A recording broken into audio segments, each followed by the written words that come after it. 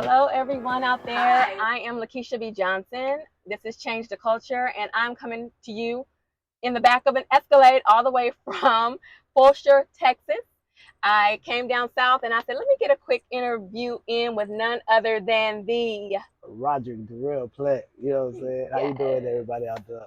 All right. So not only is he special because all of the things that he's into, but he's extra special to me because he is my brother.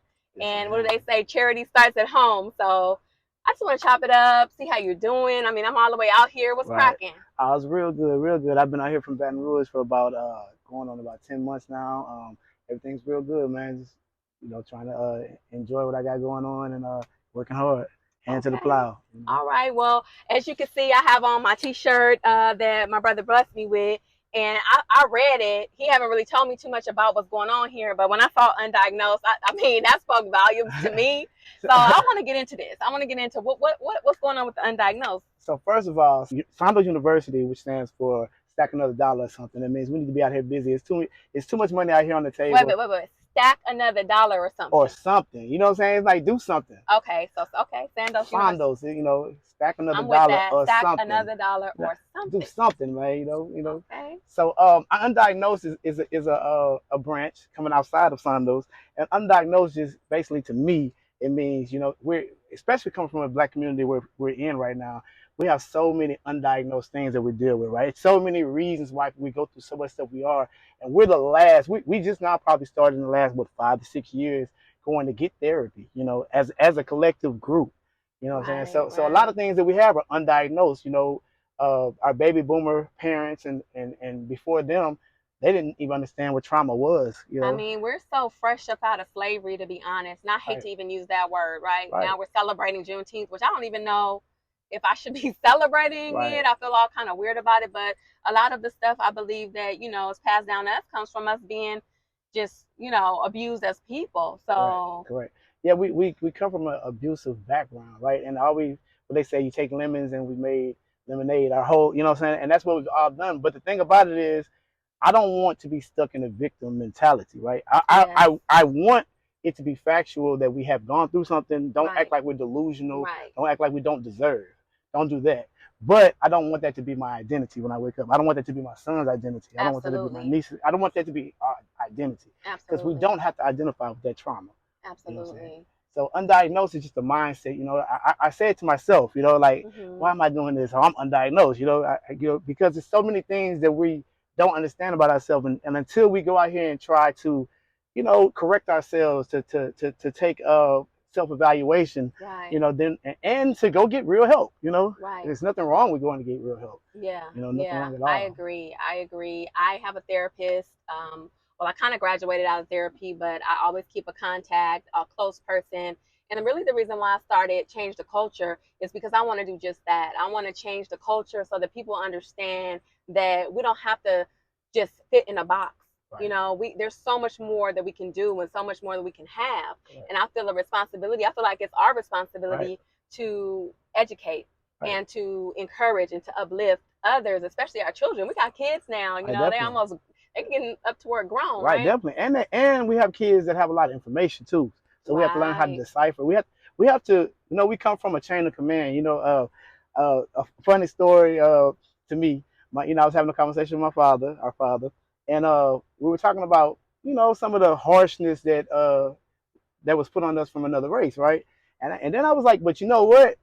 I've only received that kind of, what they said happened to them from my people. Like I got scolded, I got the whoopings, I got the, so I never really witnessed that from them. I only witnessed that from us, and that was passed on. So just like that's passed on, it's time for us to create a lane where we can pass on growth and development and understanding. I agree. It's just a different era now.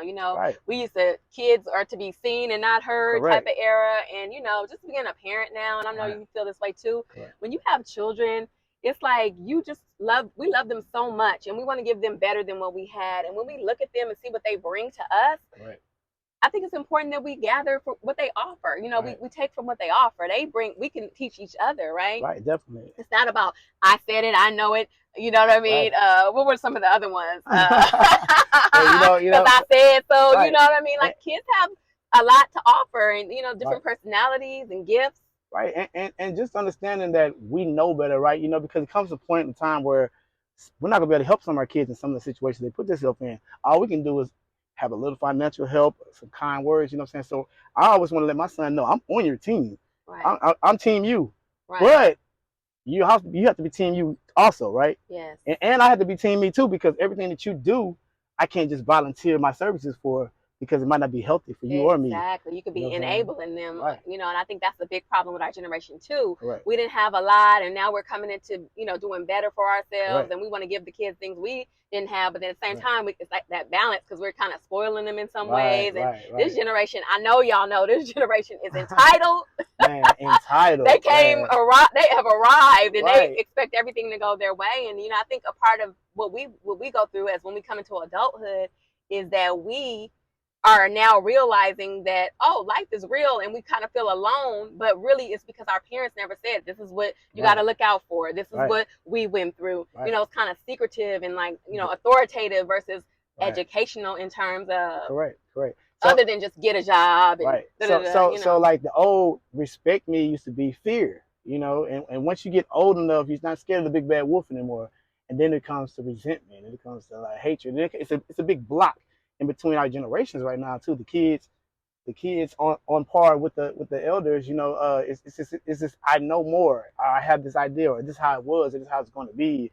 And really, what it is we're at a time in life that's different than it's ever been. right. Information, people are losing jobs that never we would have never thought that accountants were losing their jobs, and Mm-hmm. AI would be threatening all those writers Right. for I years mean, in Hollywood. listen, life is going on. What? Technology is speeding fast. And if we Right, don't get on the ball right, and nip some of this old school in the bud, I mean, I wish my kids could grow up and experience some of the stuff we experienced when we were growing up. We had a correct, rich life in terms of just culture and right, the realness. And now entertainment is like right, crazy. They're on right. this Yeah, internet.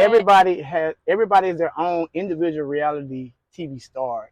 That's what they think. They have their fans, they have their likes, and that's a lot of pressure to be something that you can't be. You Right. can't be that every day. And it's Nobody not can even be that. half the time, most of the time, it's not even real. Right. It's not even It's valid. just Those what people are they can getting, put on yeah, camera. yeah. Some people are going. I know a lot of rappers that get sponsored, that get gold grills, and they're giving this stuff so they can promote a brand.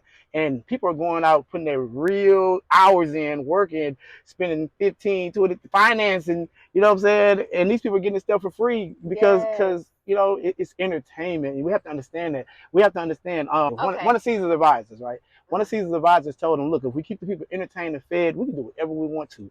And if you look Mm. around, we're being fed almost anything, and we're watching football, and we're being entertained by and we're really disconnected. Right. You know what I'm saying? We're very Caught up. disconnected. And my sister has always been spiritual. We grew up in a spiritual environment, right?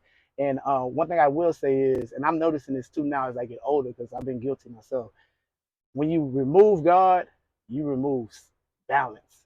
You know what I'm saying? And right now, my son's 16, you know what I'm saying? And I'm 9 years old. So when I'm 9 years old and he's 16, I'm trying to bring balance back. And I Right. see there's no way I can do that individually by myself. You know what I'm saying? And it never was by myself, even when I thought I was. My You know what I'm God. saying? My God. Never was by myself. I can speak to that. Right. God has really just brought me from such a long way. Right. And I do not know how people do it with God.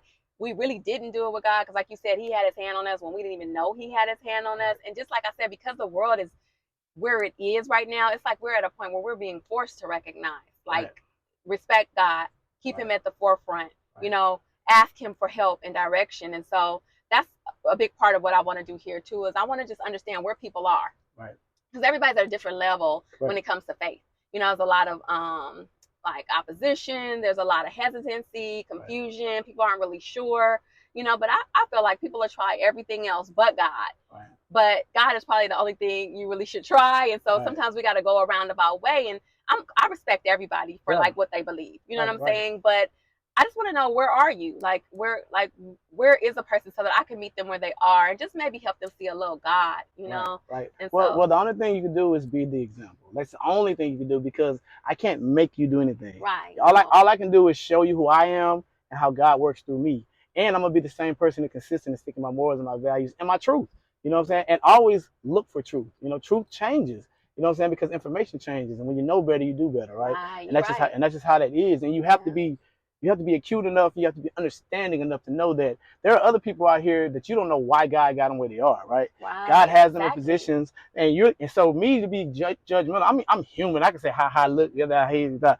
At the same time, I don't know what blessing God has for that mother that has to pray for that child is not right, for that sister that has to help that child. Like, what is God doing individually for all the people around the chaos? You know Right. what I'm saying? The And he chaos works will. in all of it. Right. And I've Yeah. seen every situation turn out to be, I will say this, nothing in my life, no matter what I've been through, has ever been as hard as I mentally thought it was.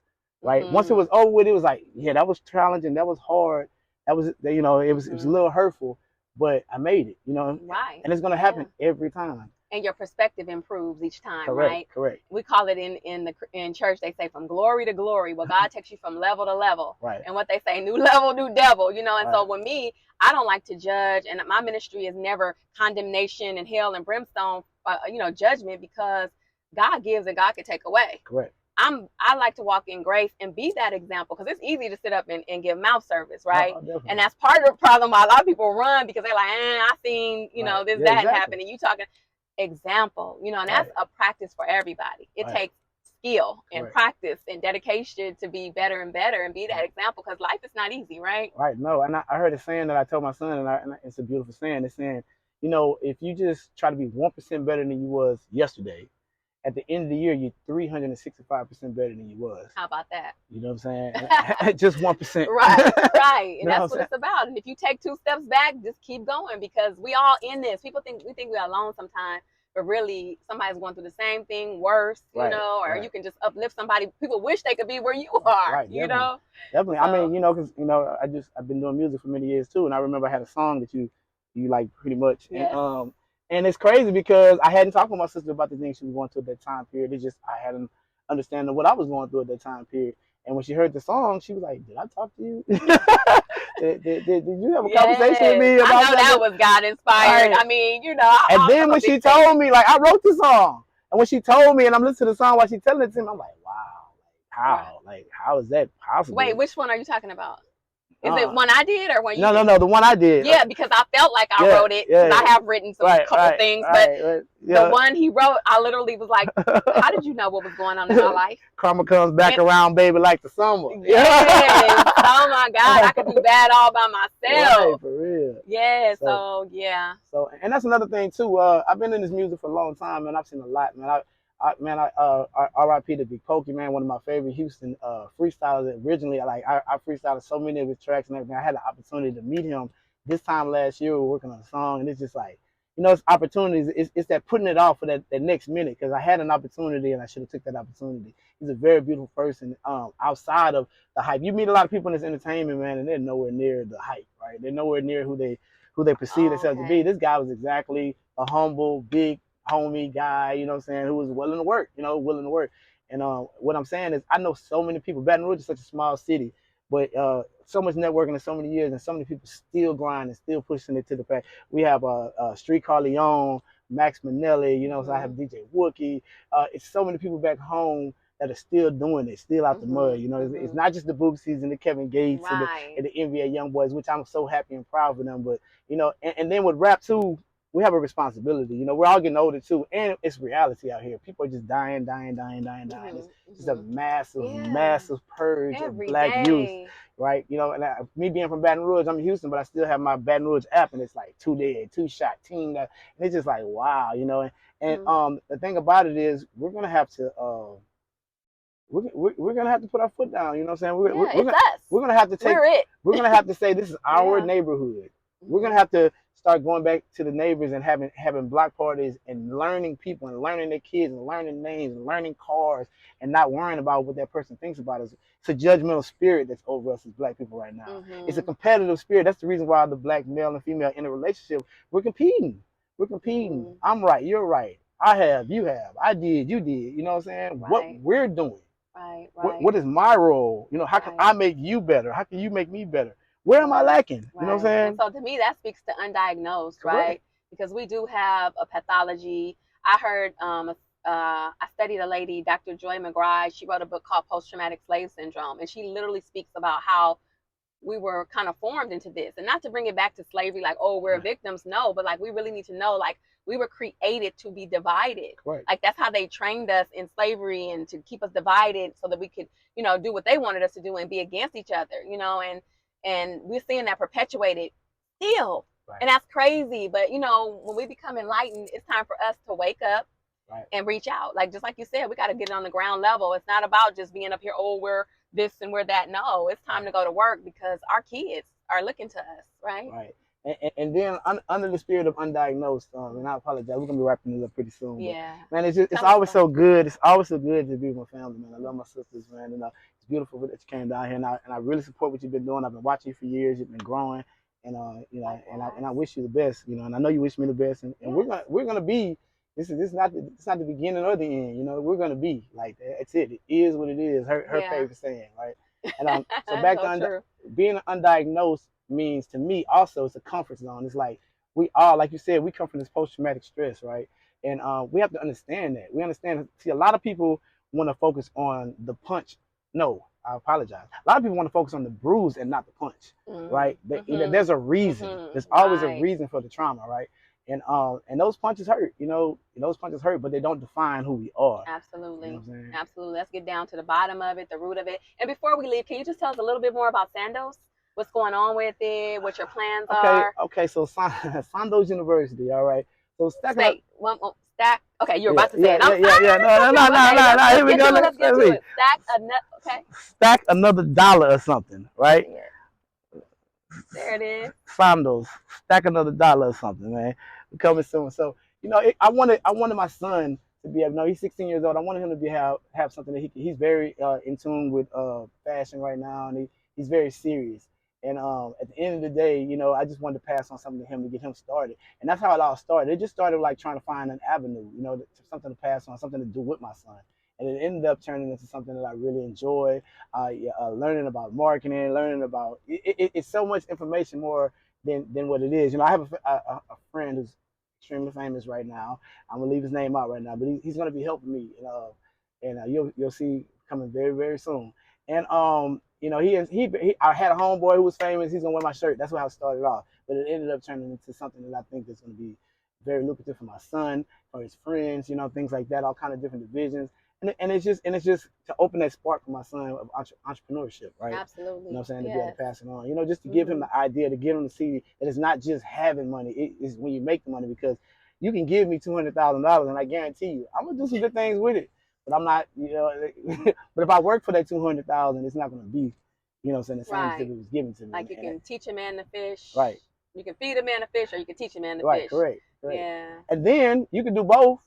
And then you see what he does, Absolutely. Absolutely. Yeah. So we're going to, keep perpetuating this thing, continue to encourage, continue to get out here and help the youth. Right. And just even each other. We need to support each other more. So I hope to see a lot of more support going into undiagnosed, SANDOS, change the culture. If you want to be on the podcast, I'm going to be interviewing all people from all walks of life, because I feel like we're all special, we're all gifted, we're all famous and celebrities, and we can all come on here and share our stories, because all of us have a story. Right. So I thank you so much. I'm going to finish up just going back in and just having good family time while we're here. Right. And thank you for coming on. Love you so much. We're going to do this again. Right. All right. Tuning out.